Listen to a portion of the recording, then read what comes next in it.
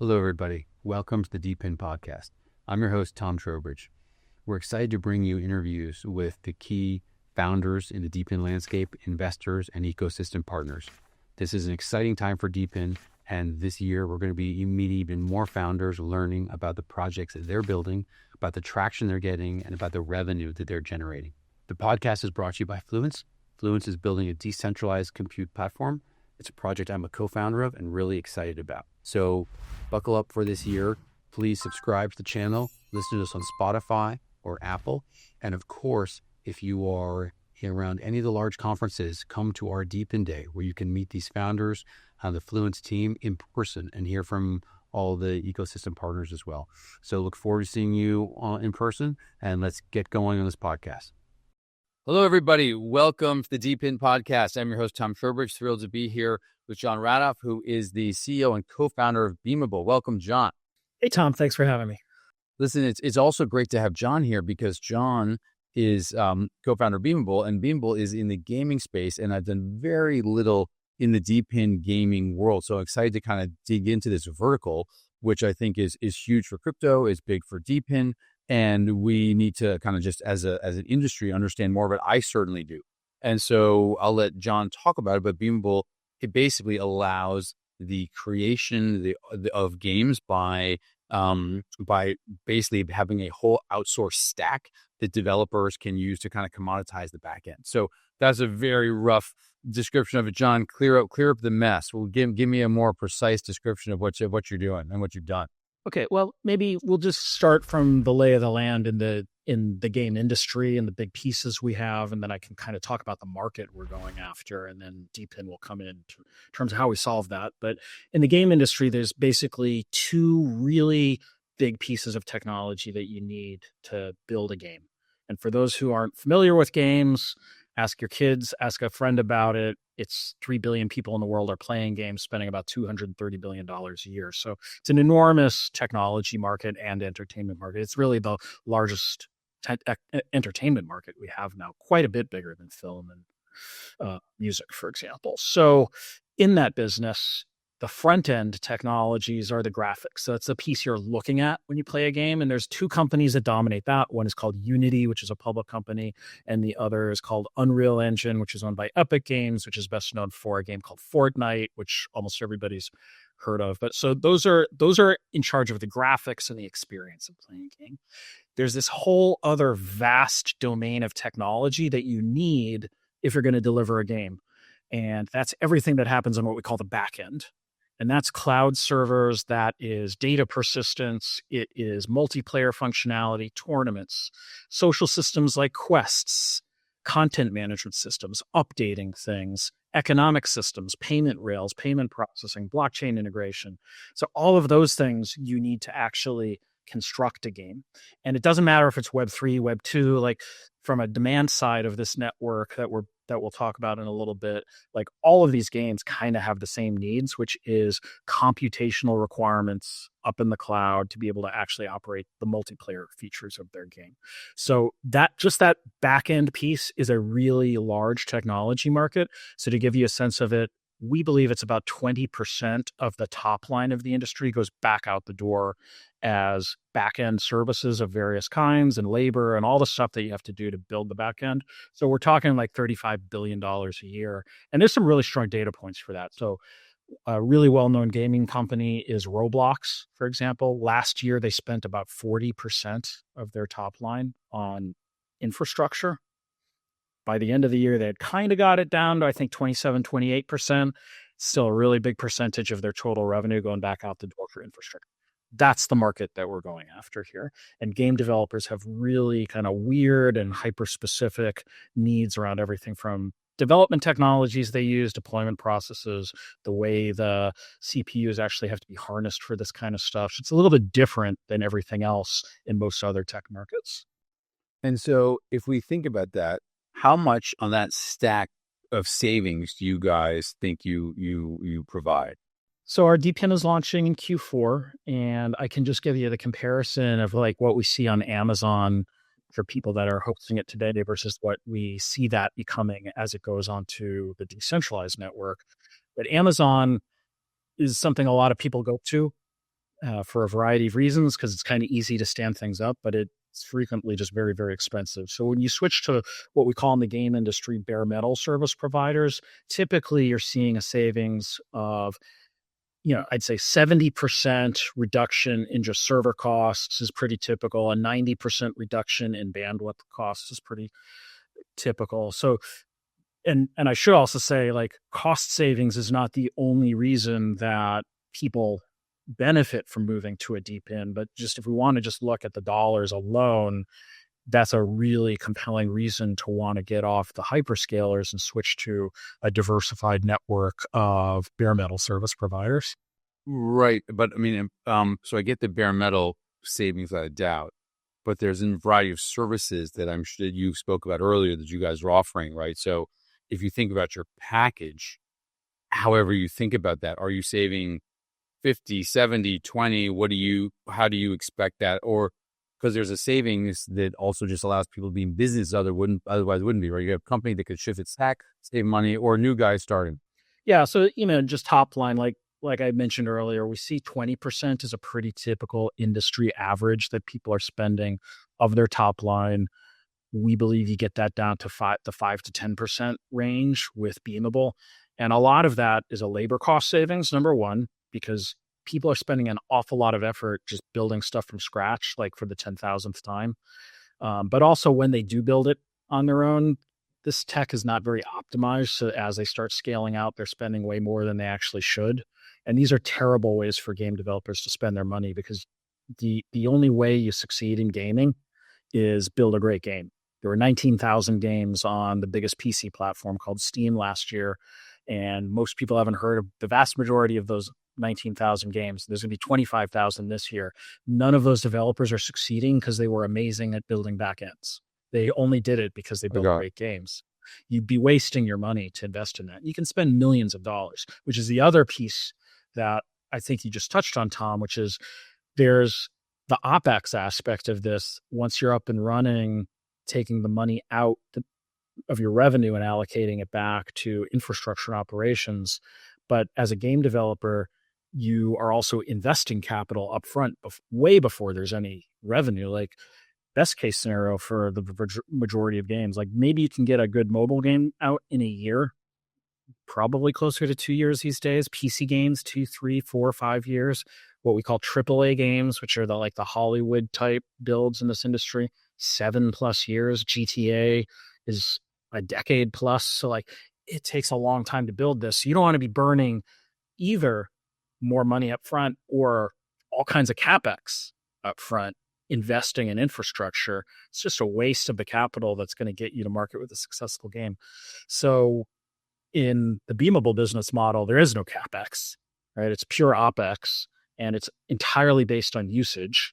And in fact, we give you free usage up to, we meter things in API calls. So 500,000 API calls per month, which for practically every developer means it continues to be free during development, means that while they're building their game and they're figuring things out and they're focusing on the fun of the experience and what's going to actually make them competitive in this business, we're allowing them to shift all of their capital into that stuff. And later, when they're successful and they start scaling up and they're having more and more people coming to the game, then it's a very efficient way to scale up their business, because it's also less OpEx cut than you're going to typically see if you tried to take this on yourself. Right. And so that also, but they're saving the money, but you're saving existing players money. The other way to look at this is you're also lowering the threshold and the bar for new entrants to develop games, because you're reducing the capital requirement, right? So that should, for better or worse, increase the 25,000 games you mentioned significantly as that bar is lower, right? So it actually could make the industry even more competitive, and yet easier for, regular or people with a great idea to go kick it off and do it. Yeah, I think we're going to see more games over time. We're not going to see a reduction in the number of games. So just going from 19 to 25,000 this year, and next year it's going to be more again. That's because there's 5 million individual game developers in the world. What we want to see, though, is more diversification of the types of games, the stories being told, Like, I think that today game development is so capital intensive that the minimum that you have to accomplish with almost any game is very, very high. So a way that I might think about what you're just describing, Tom, is that in addition to the capital savings up front that you can accomplish and the better runway and the more efficient growth strategy that can make all these companies more competitive, you're also democratizing this entire industry, because now maybe it takes 1, 2, 3, 4, 5 people to build a really competitive game that they can launch on their own. Because in the past, you might have had to have like a team of 10 people, for example, just sitting there building a back end. And that would mean that you'd have to build a much bigger game with a lot more revenue, which means that it's not just the 10 people anymore. You probably need 20, 30, 40, 50 people building content. So it just changes the whole dynamic. So I'm a big believer in giving smaller, tiny teams the ability to actually go out and accomplish their dreams, which means give them the tools to build super competitive multiplayer online MMO experiences if that's what they envision, and not feel that they have to sacrifice that part of their vision because it's just too expensive and it forced them into building the kind of game they didn't want to. Fair enough. And I the democratization of game development, I think is fabulous and makes sense. The one thing that occurred to me also, though, is does it also make it easier to copy games? And so if some game gets traction, pretty easy or much easier then for developers to sort of take that and make a very similar game quickly and sort of draft off of that success. Yeah, it can happen. I mean, fast following in the game industry is not a new thing. So that's always been there. In the past, it would have been the domain of very, very well-financed firms who could just put big teams together, throw it at them, and then copy and replicate games. You see that in a lot of Chinese game developers. I think you saw that a lot in the past with Zynga, for example, that if they saw a game kind of design working, they would build a higher production value version of that game in like 3 months. I think that fast following isn't as successful as it used to be for a lot of reasons, including you don't really know the fundamental bones of that game well enough to just make it work in the same way that you think it does. It's not as obvious as you might think it would. And the other is communities really just stick with games. So I think communities want to play games made by earnest, sincere teams that built the game that they really love. And just because someone else comes with a ripoff of that idea a few months later, people don't just mass migrate to that alternative. Yeah, the fair new enough. game would have to offer something really new and compelling to happen. Makes that's a great point. Listen, let's back up for a second and talk about you and your journey here and all the expertise you have in gaming and building games, because it's pretty considerable. This is not your first entry into the space. Yeah, thanks, Sam. I kind of have a weird background, I think, but it happened to be the Venn diagram intersection that you needed to try to pull off what I'm doing. So there's probably 2 big blocks worth talking about. One is that I built development tools before, development tools for the web. So had a company called ePrize. We built a development technology that allowed small teams, again, to build, content-rich websites without having to code them.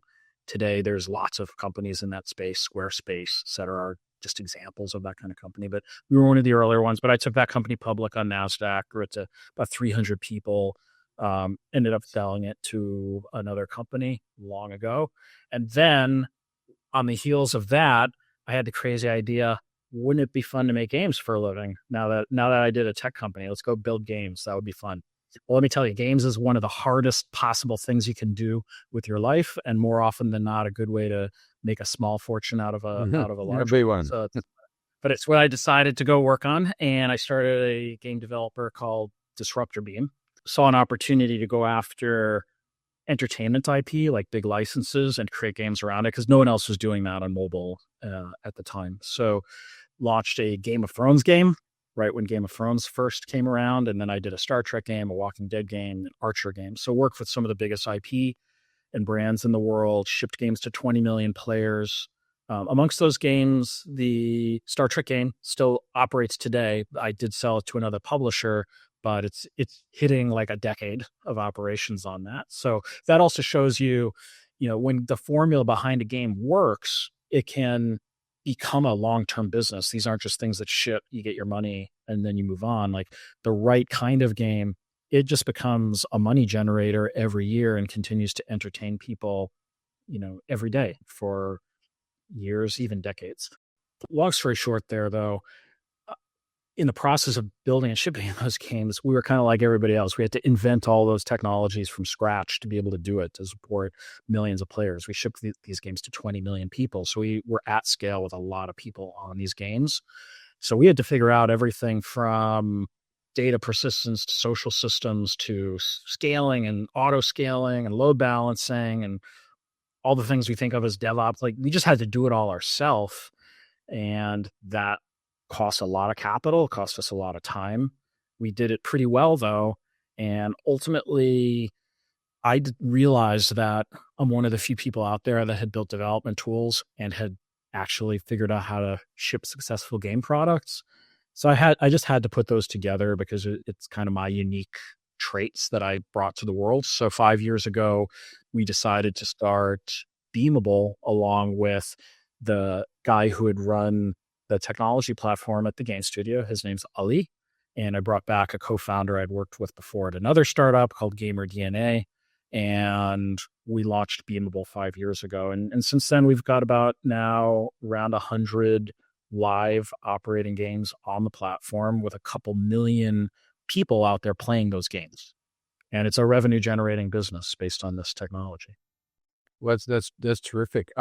Why don't you dig into kind of the DePIN aspect of it, since we're talking about the use you have, which is useful, a good kind of DePIN component to understand. Yeah.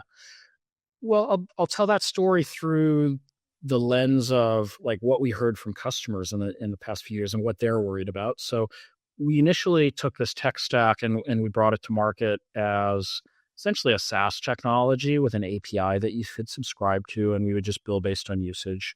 And we built it on top of Amazon. So that's just sort of the context there. Over time, we started hearing from more and more game developers that they were worried about any kind of centralized dependency. And Amazon was actually a great example of that because there were a lot of game developers using a platform that Amazon had created called GameSparks. So GameSparks had about 2,000 games on it. One day, Amazon decided to just shut down GameSparks. And that left 2,000 game developers high and dry, the vast majority of which just those games got shut down, went out of business. So game developers after that event started to get really worried about purely API-gated SaaS-based services for their major infrastructure needs. So we started to think a lot about how to solve for that problem.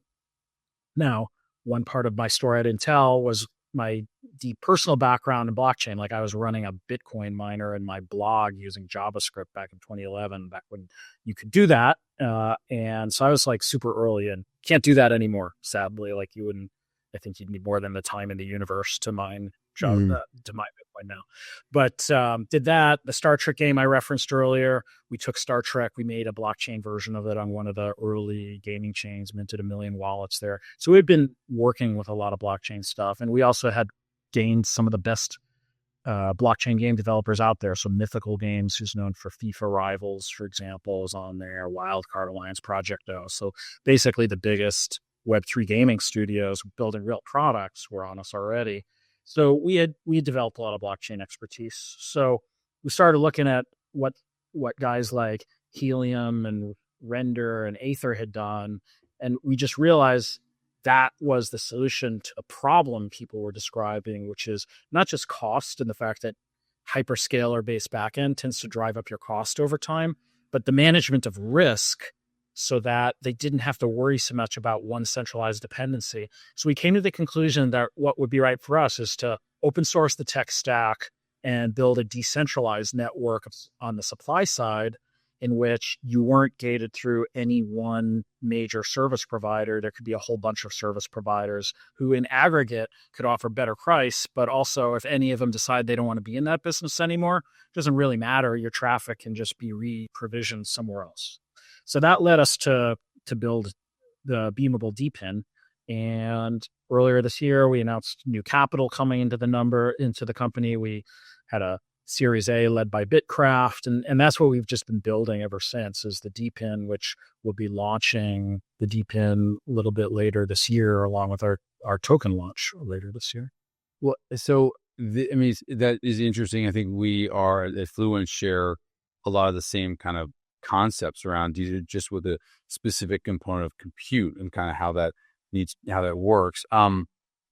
Help me understand though a little bit more on that. Do you have can anyone provide? Is it only tier 4 data centers? Like how do you flesh that out a little bit in terms of what the DePIN kind of provider side looks like for you?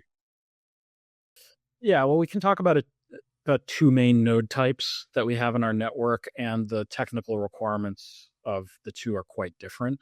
So I'll start with worker nodes. So we have worker nodes, which is where the computational workloads actually occur. So if you're running a game that has to have 1 million players a day playing it with multiplayer services and various orchestration, and just imagine all of the internet-based stuff that a game needs, then you need security, reliability, consistency, ability to adhere to very high SLAs. So to operate a worker node, you have to, at least today, and we think we have a lot of ideas about how to decentralize it more and more over time, but you have to be vetted. We have to make sure that you have the right security requirements. In particular, gaming is something that is a target of hacking and cheating and all kinds of stuff. And reliability, because no game developer wants to go out of business because they provision off servers that go down. So those are bare metal service providers that operate data centers and want to be part of the network and can offer all of those requirements. Over time, we're going to add more and more to the technology of the node operations so that people that offer worker nodes of varying quality of service levels, we'll say, are monitored through the network. And in some cases, game developers are fine with provisioning off lower quality of service in exchange for a lot lower cost. But it has to be kind of coupled with things like we have a vision for on-chain SLAs, which are actually implemented to make sure that node operators that are providing those workloads actually live up to commitments that they make over time. So things like that and reputation management, we haven't gotten that technology. That's part of our roadmap, but that's kind of where we go next. But at least at the starting point, worker nodes, pre-vetted, very high quality nodes. The second part of it, though, is what we call checker nodes. And checker nodes have the job of, number one, validating that the workloads provided by worker nodes match what game studios think they actually provision. So that makes sure that all the on-chain payments are fairly done. But they also do some other services, like they do quality of service measurements. They look at latency of different nodes around the world, making sure that we are able to get people to the right ones for them. So checker nodes are essentially validators plus monitoring a number of quality of service metrics that are important for the network. Checker nodes do not have a significant tech requirement on them. In fact, you could run a checker node off a Raspberry Pi. It would be perfectly fine. In fact, we hope down the road we'll have a little packaged unit you can plug in that if that's what you want to do, you just plug it into the wall and it will start operating. Right now, it's just software based, and checker nodes could run on a large variety of commodity hardware. You could run it in your home, or we've worked with a few of the node as a service platforms as well, and then you could just deploy it on them. And how do rewards and compensation work for each of these two categories? Yeah, so the worker nodes actually name the price for their workloads, and you could think of it as a kind of order book where game studios say, here's what their willingness to pay is, and here's the worker nodes say, here's what we want to charge for that. We match according to that. And so, number one, worker nodes are paid for actually delivering that service. So when you operate a worker node, you are very literally just earning. It's like an Airbnb or a Uber type model. Right. So you're providing a marketplace, right, where they come on and the customers, the users find the suppliers, right, from via your platform. We do, and the protocol kind of automates that process because it's less about individually like selecting for a whole bunch of worker nodes. With games, they can kind of scale way up and then you have to have them scale way down. So a lot of what our network does at the tech layer, as well as the protocol, is doing things like pre-warming nodes, make sure that they're ready, doing a lot of observation of who's scaling so that we can get ahead of it, scale in advance, and kind of auto provision for them.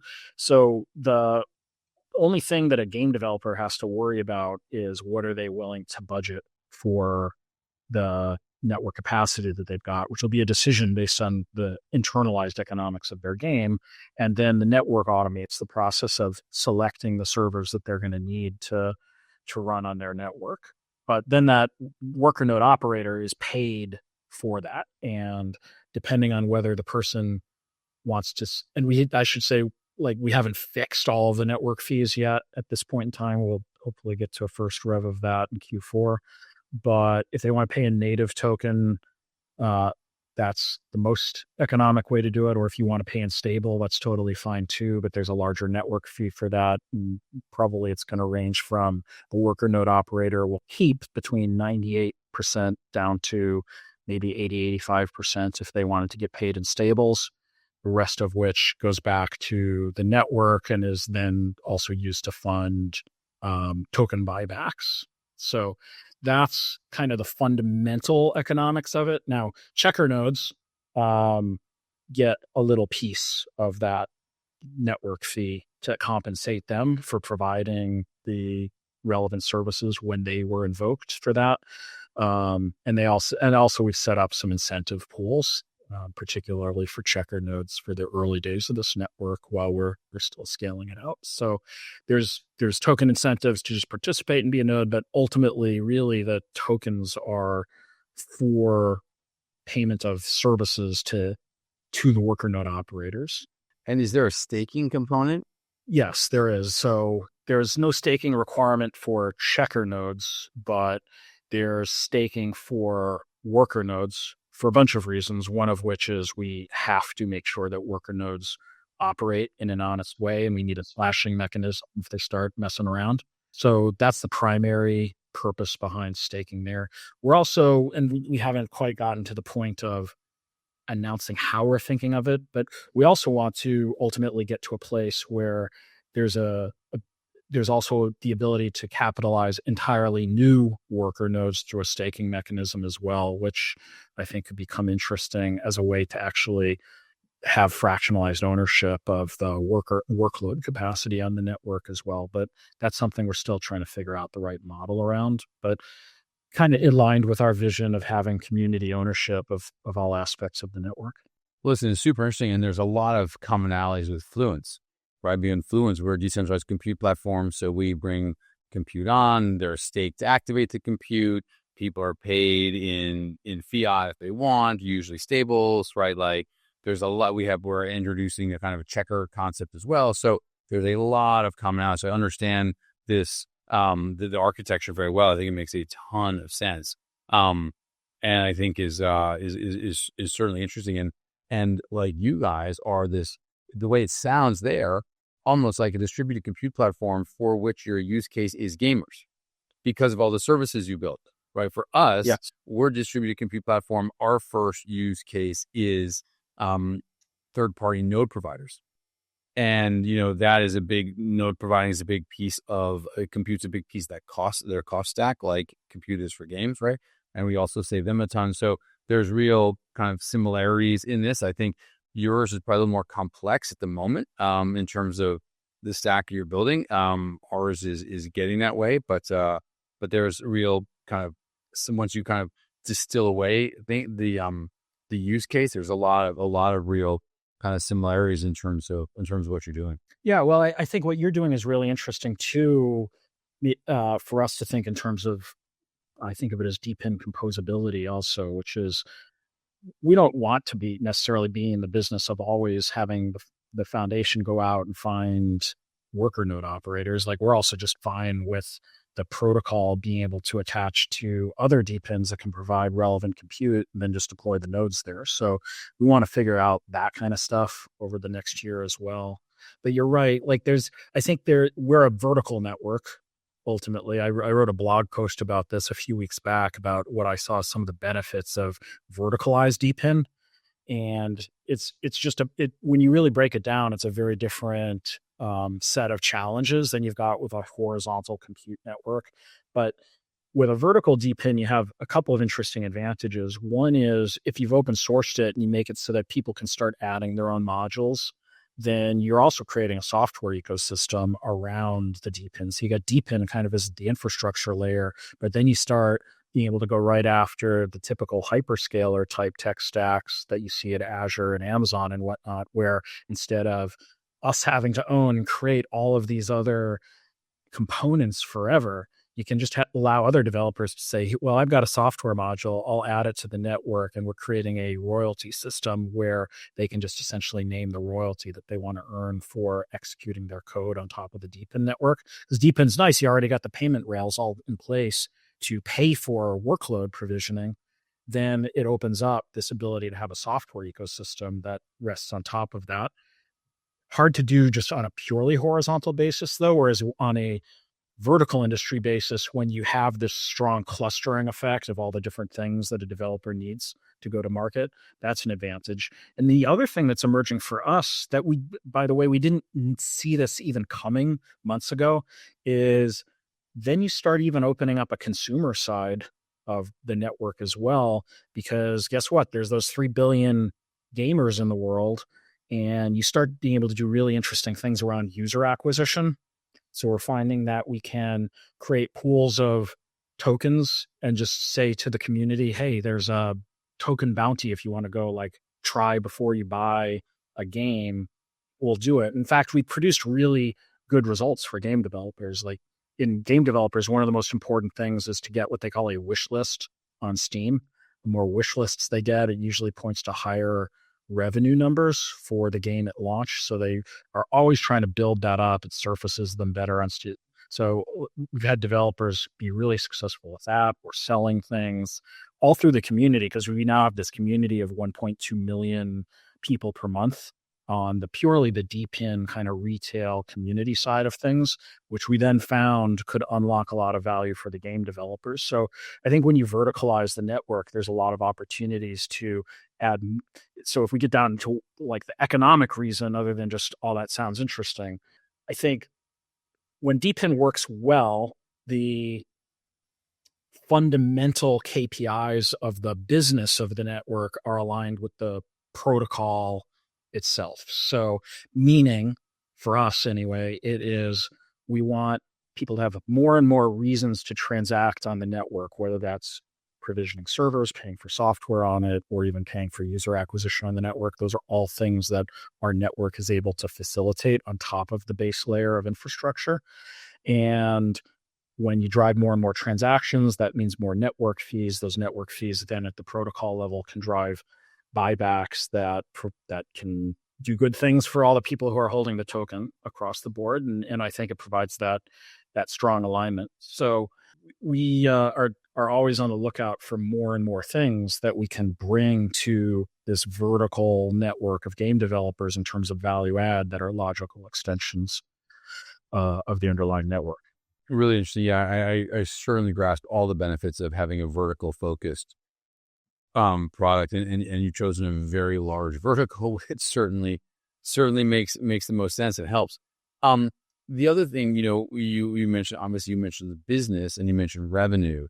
And I think this is a really important thing in terms of how you've set up, right? You have a website, which is focused on customers, doesn't mention DePIN, doesn't mention crypto, doesn't mention anything like that, right? And so I think that front end, so to speak, of the business side, that is just about the value proposition is, to me, super relevant. And I think that is a hallmark of success for DePIN projects who really need to compete on their own merits and should be able to compete very well on their own merits and for which some of the crypto might actually even be a negative. So I'm kind of curious how that developed, how you see it, kind of that approach, I guess. Yeah, I mean, I think the biggest problem the vast majority of crypto projects share is they're always kind of eating their own tail in terms of like selling to crypto native people, but not particularly growing market overall. They're just they're competing over various areas of territory that already exist within crypto. So it's hard to build a big enough scaled out business doing that. What I think is really super critical on DePIN, and this isn't just a Beamable thing, but it's why I think DePIN is actually going to be the breakout category. You could probably say stable coins were the first really big breakout category in crypto.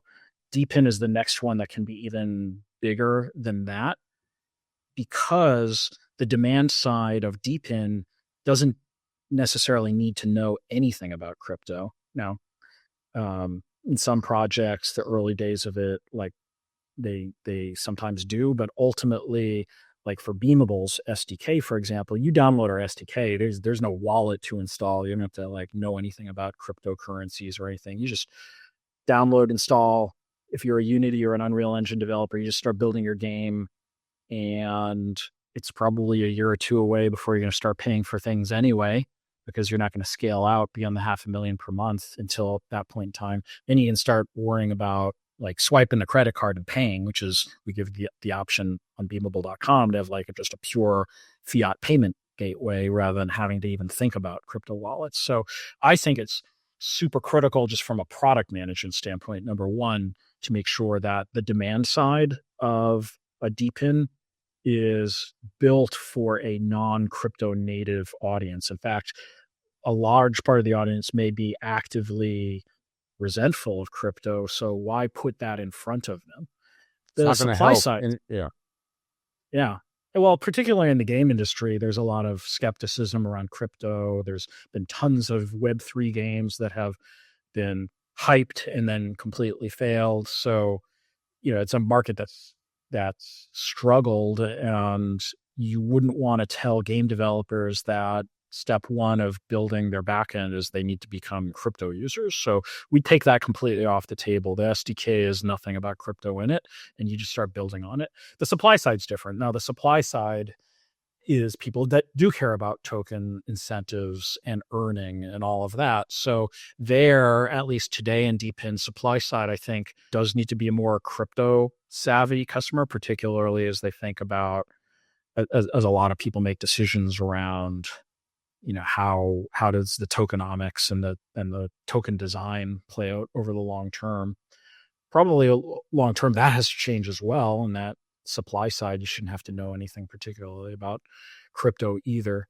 But at least in today's world, I think a supply side that's crypto native can actually be a good thing, because you need that, Web3 community to help bring the platform to market on that side. But on the demand side, it can't be if you want to get to a lot of scale.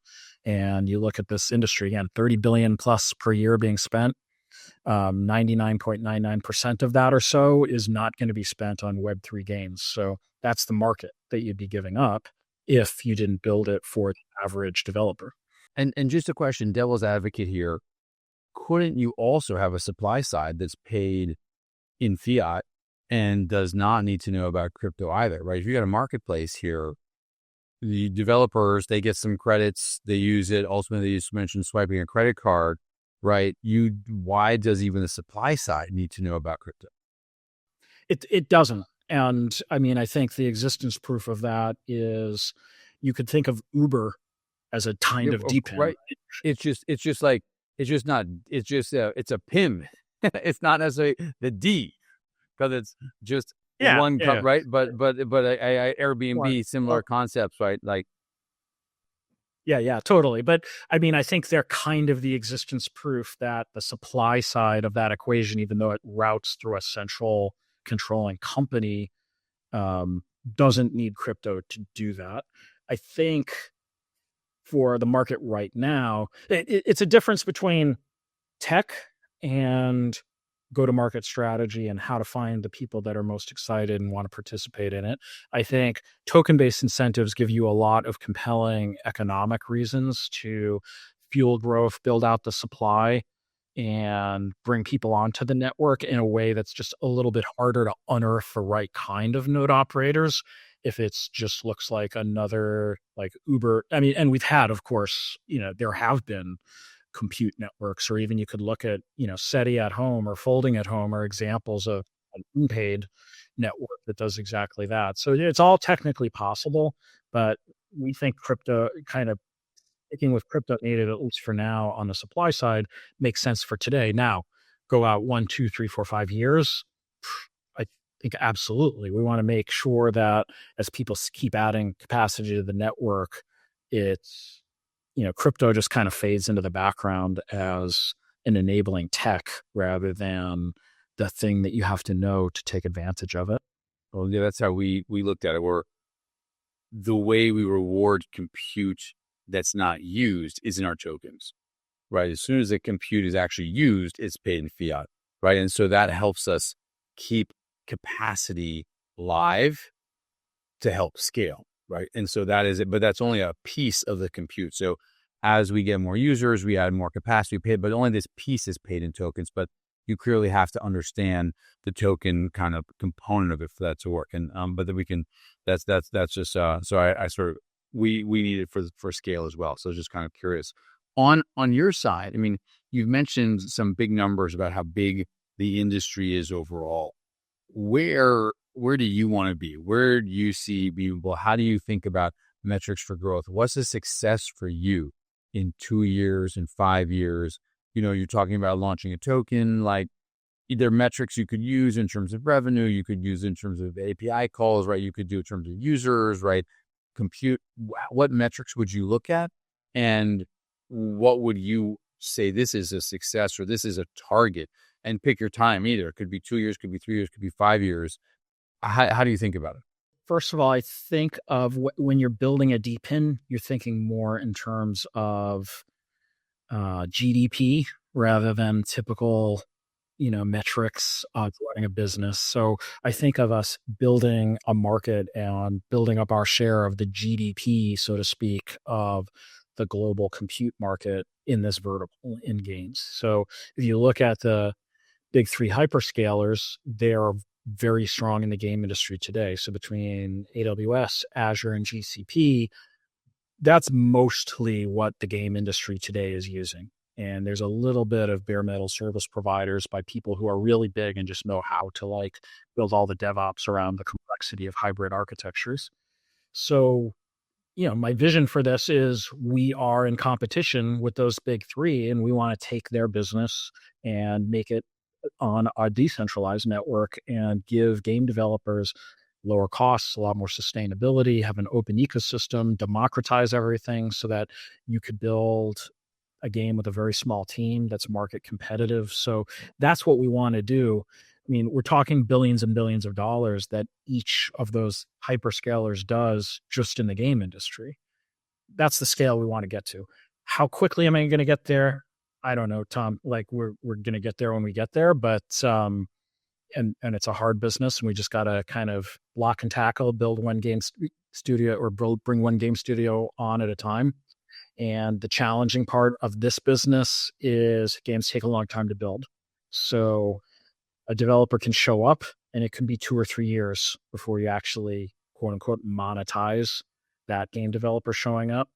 The cool thing with Beamable is just because we have spent the last 5 years doing that, we've built up this head of steam. So we've got the 100 games that are already on the network driving traffic to a couple million players. But also we're shipping a game once a week at this point. I say we, but we're kind of in the background helping people ship. So yeah, so more and more games are coming to the platform all the time, pretty consistently growing usage. And we've got thousands of individual game developers that have signed up for the platform and have just been working.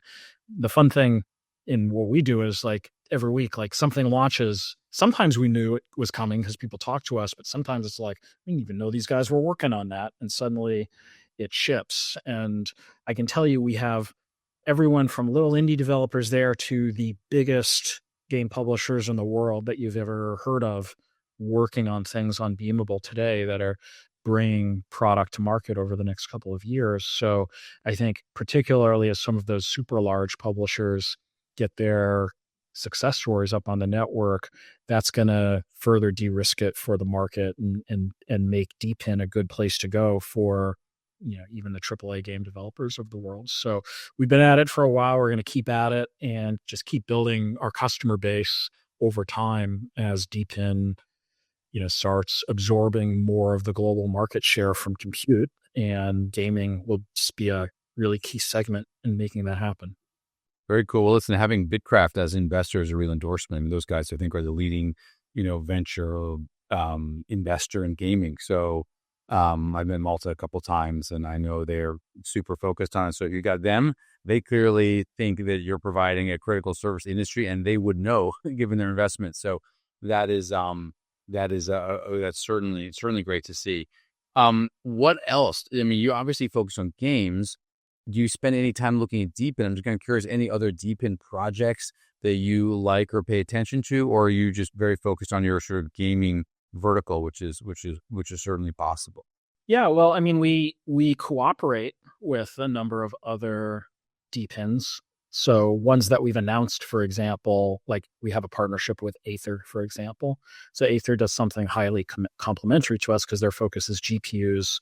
We are focused on CPU-bound compute, and also their use cases are completely different. They do AI inference, and then in the game industry, there's a big demand for something called pixel streaming, where you're running the game in the cloud and delivering it almost as a video stream to the user. So those are their use cases. Beamable is game servers, compute, all of that stuff to actually run the multiplayer services of a game. So we're very complementary in what we can offer the customer. So that's a good example of a lot. And there are other GPU-based compute networks that are kind of scaling out that we hope to work with as well.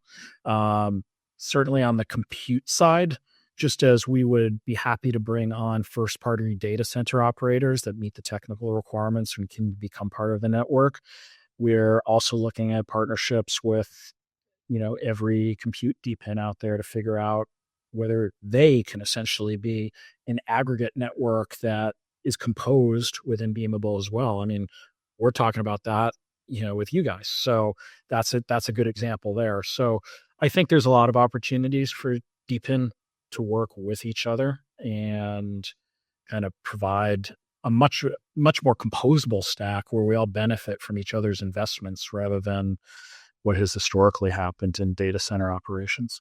No doubt. Well, listen, I know, for anyone who hasn't seen Jon, he has been a big supporter of DePIN Day, has spoken at two of them, which has been terrific because he's sort of helped support the ecosystem by helping sponsor those 2 days. And hopefully, Jon, we will see you at more DePIN days in the future. But that's certainly been a terrific element for people who want to see more about Jon. You can kind of look up his speeches at Denver. And where was the other DePIN day you were at again? Token in Dubai. Dubai Token. So, two relatively recent ones. Listen, thank you for being on, and I'm excited to have you back on when you've launched a token and things are, there's a token we can talk about the details of that have all been kind of settled and ironed out, and see kind of even more traction, more games published, more people using it, more servers online. So really exciting, very specific but huge use case, and love to see the kind of the traction and you moving forward with it. So congratulations, and look forward to having you on again and learning more about it. Thanks, Tom. This has been a pleasure. I would love to come back when we've done those things. And thanks for DePIN Day. You've been a great leader in the community here and given us all a platform to talk about what we're doing. Fantastic. Listen, thanks again for being on, Jon. The DePINed podcast, the place where we explore real-world use cases unlocked by crypto. That's all for today. Thanks for watching to the end. If you enjoyed this episode, please help us grow. Add a like, add a comment. And of course, if you have anyone you think we should be talking to or having this podcast, either leave a comment there or reach out. But thanks for watching, and we'll see you next week.